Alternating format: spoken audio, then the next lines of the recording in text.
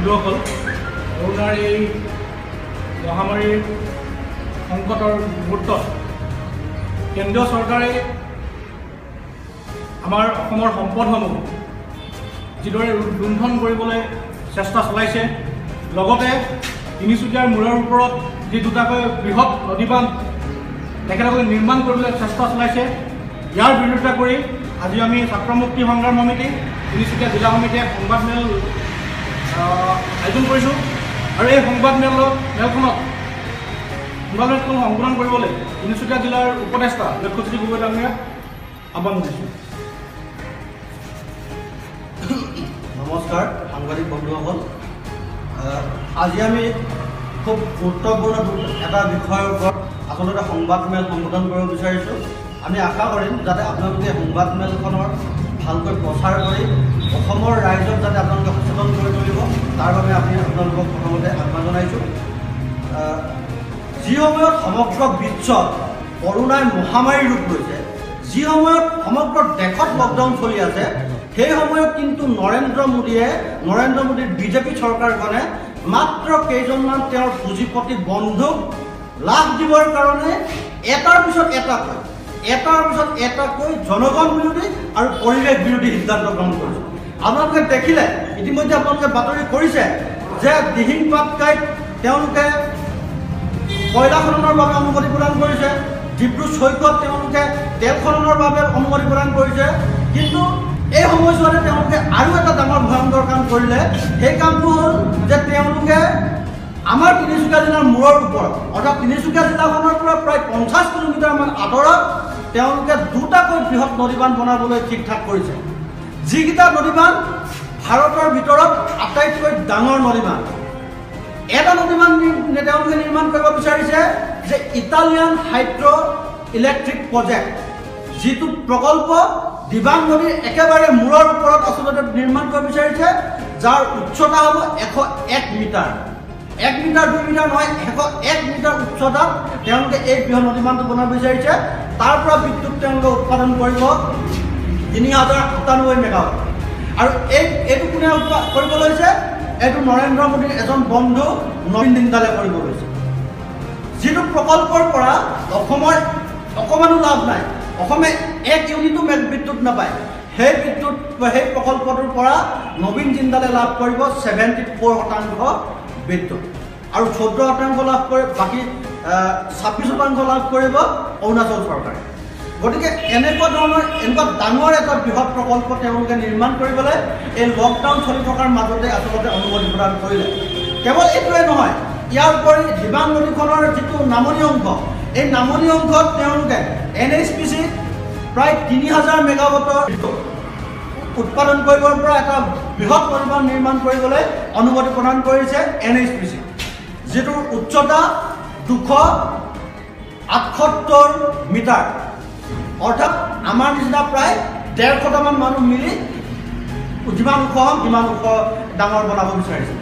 গতিকে এই কথাটো খুব গুৰুত্বপূৰ্ণ কথা যে যি সময়ত আমি আচলতে প্ৰকৃতি ৰক্ষা কৰিবৰ কাৰণে আমি চিঞৰি আছোঁ, আমি প্ৰকৃতিক ৰক্ষা কৰিব লাগে বুলি কৈ আছোঁ, আমি আমাৰ যিবিলাক জংঘল আছে এই জংঘলবিলাক ৰক্ষা কৰিবৰ কাৰণে আমি শ্লোগান দি আছোঁ, সেই সময়ত আচলতে এই চৰকাৰখনে প্ৰায় 2টা বৃহৎ ডেম মিলাই এটাৰ 5056.50 মেগাৱাট, এটাৰ কাৰণে 1166.66 হেক্টৰ, অৰ্থাৎ 6222.16 হেক্টৰ বনভূমি তেওঁলোকে শেষ কৰিবলৈ ওলাইছে।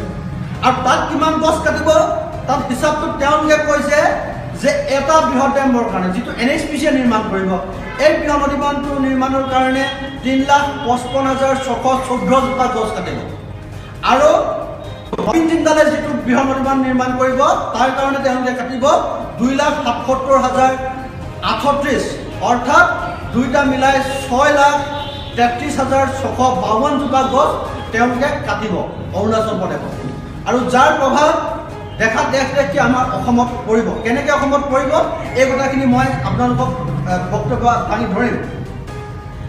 এই যি অঞ্চলটো তেওঁলোকে আচলতে নদীবান্ধ দুটা নিৰ্মাণ কৰিবলৈ লৈছে, এই কথাটো আপোনালোকক জনাই দিওঁ।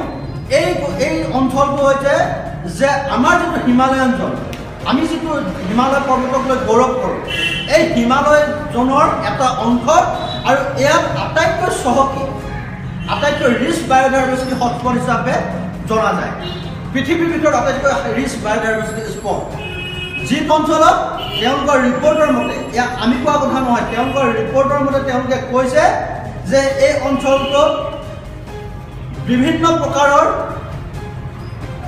এন্ডেঞ্জাৰ যিবিলাক মানে গ্লোবেলি এন্ডেঞ্জাৰ বুলি কৈছে তেওঁলোকে কৈছে যে গ্লোবেলি এন্ডেঞ্জাৰ মই আপোনালোকক চেণ্টেঞ্চ কেইটা অকণমান গাই দিছোঁ কি কৈছে The proposed project falls under recessed biogeographical province of Himalayan zone and falls under one of the mega biodiversity hotspots of the world. The proposed project location falls at junction of Palearctic, Indo-Chinese and Indo-Malayan biogeographic region having luxuriant forest and current of flora and fauna. About 6 globally endangered mammals.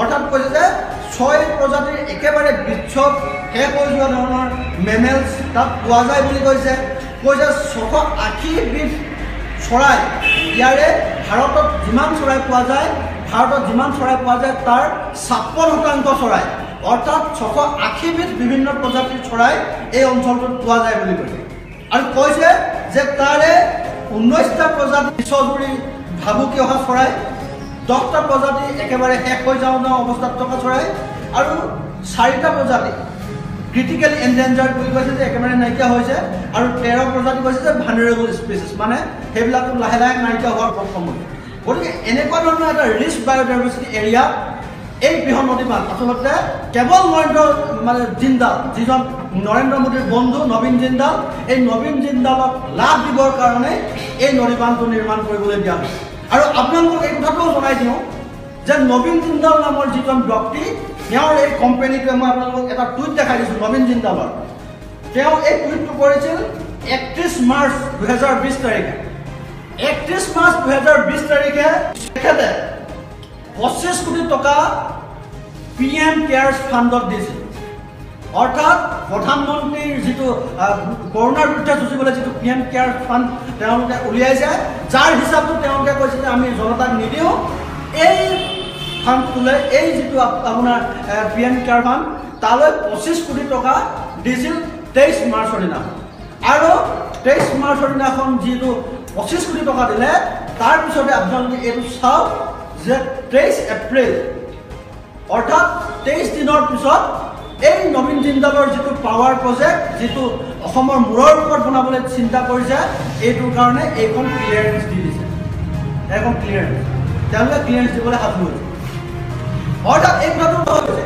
যে 25 কোটি দিয়াৰ লগে লগে এই নবীন জিন্দালক তেওঁৰ ব্যৱসায় কৰিবৰ কাৰণে তেওঁ অসমৰ মানুহক মাৰিবৰ কাৰণে আচলতে লাইচেন্স প্ৰদান কৰিছে এই ৰিপৰ্টত আগতে যেতিয়া ৰিপৰ্ট দিছিল তেতিয়া ৰিপৰ্টটোত কৈছিল যে FSC recommend conducting multiple seasonal replicate studies on biodiversity assessment by an international credibility institute as the current study EIA is completely inadequate in this regard মানে কৈছিল যে FSC আগতে ৰিকমেন্ড দিছিল কি দিছিল যে যিটো অঞ্চলত আচলতে এই ড্যামটো বনাব লৈছে এই ড্যামটো বনাবৰ কাৰণে এটা মাল্টিপল সিজন তাৰমানে আমাৰ যিটো 4টা সিজন থাকে এই 4টা সিজনত আচলতে এটা অধ্যয়ন কৰা দৰকাৰ আৰু ইন্টাৰনেশ্যনেলি ক্ৰেডিবল থকা ইনষ্টিটিউট অৰ্থাৎ আন্তঃৰাষ্ট্ৰীয় এটা সংস্থাৰ দ্বাৰা ইয়াৰ তদন্ত কৰোৱা দৰকাৰ ইয়াৰ মানে এছেছমেণ্টটো কৰোৱা দৰকাৰ আছে বুলি কৈছে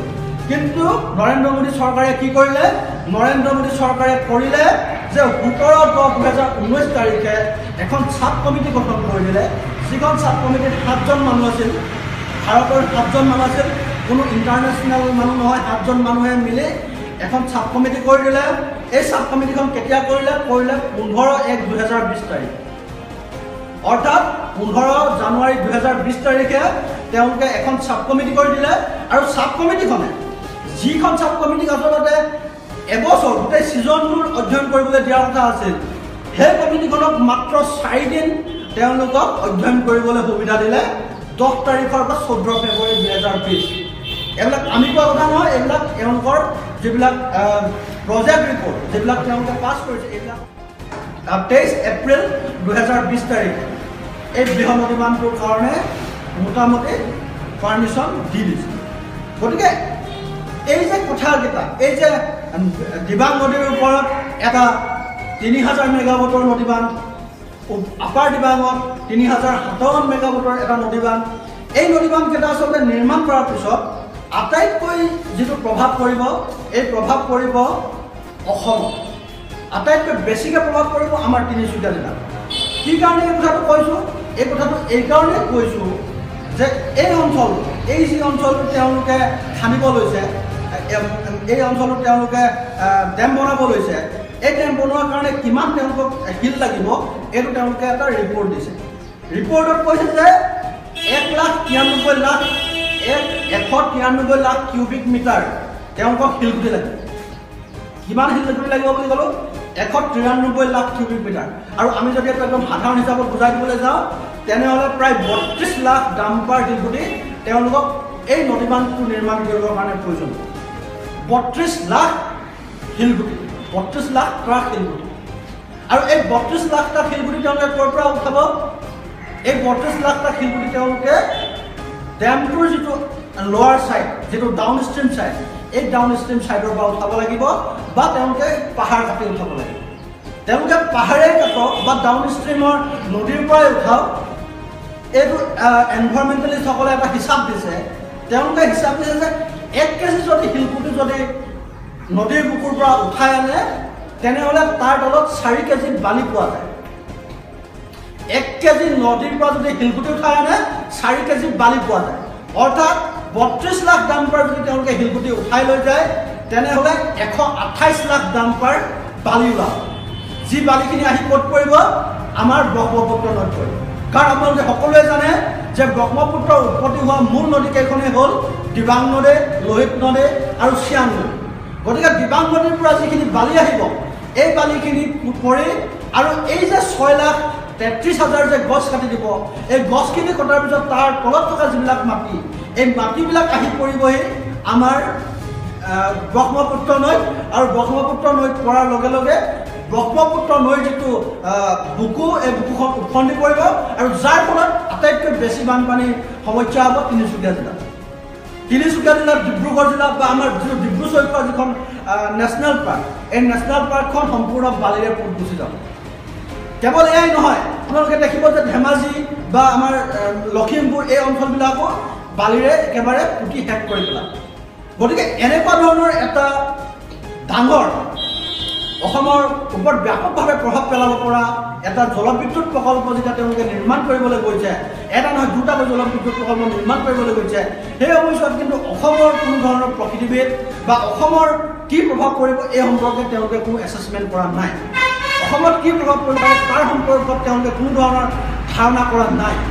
তেওঁলোকে কেৱল নদীৰ যিটো জেগাত ডেম বনাব, এই ডেমটোৰ পৰা মাত্ৰ 18 কিলোমিটাৰ দূৰলৈকে, অৰ্থাৎ যি অঞ্চলত ডেম বনাব তাৰ পৰা 18 কিলোমিটাৰ তললৈকে কি হ'ব এই কথাটো তেওঁলোকে ঠিকেই হিচাপ কৰিছে। কিন্তু তাৰপিছত অসমত আচলতে যি ডেমটোৰ পৰা মাত্ৰ অসমৰ কাৰণে 50 কিলোমিটাৰ দূৰত্ব, এই ডেমটোৰ অসমৰ কাৰণে কি প্ৰভাৱ পৰিব এই কথাটো তেওঁলোকে এছেছমেণ্ট কৰা নাই, যিটো আচলতে অসমীয়াৰ কাৰণে বা অসমীয়া জাতিটোৰ কাৰণে আটাইতকৈ দুৰ্ভাগ্যজনক। এই ডেমকেইটা বনোৱাৰ পিছত ব্ৰহ্মপুত্ৰ নদীত যিবিলাক মাছ পোৱা যায়, যিবিলাক মৎস্যজীৱী পোৱা যায়, যিবিলাক মাছৰ প্ৰজাতি পোৱা যায়, শিশু পোৱা যায়, এইবিলাক কিন্তু ব্ৰহ্মপুত্ৰত শেষ হৈ যায়। একেবাৰে এই কথাবিলাকৰ কিন্তু যি ষ্টাডি হ'ব লাগিছিল এই ষ্টাডিটো হোৱা নাই।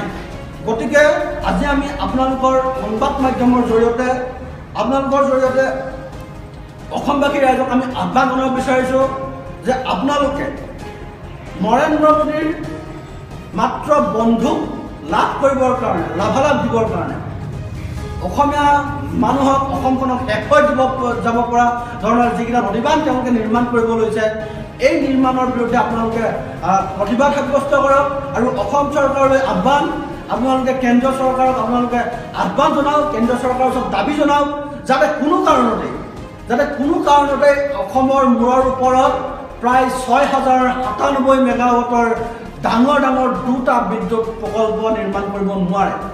ইয়াৰ কাৰণে আপোনালোকে দাবী জনাওক। এই কথাটো আমি ৰাইজলৈ এৰিছোঁ। আৰু তাৰপিছতো যদি অসমীয়া মানুহৰ যদি কথা নুশুনে তেনেহ'লে অসমীয়া মানুহে এই নদীবান্ধকেইটা বন্ধ কৰিবৰ কাৰণে যি ব্যৱস্থা গ্ৰহণ কৰিব লাগে এই ব্যৱস্থাটো গ্ৰহণ কৰিবলৈ সাজু হৈ থাকিব। ধন্যবাদ।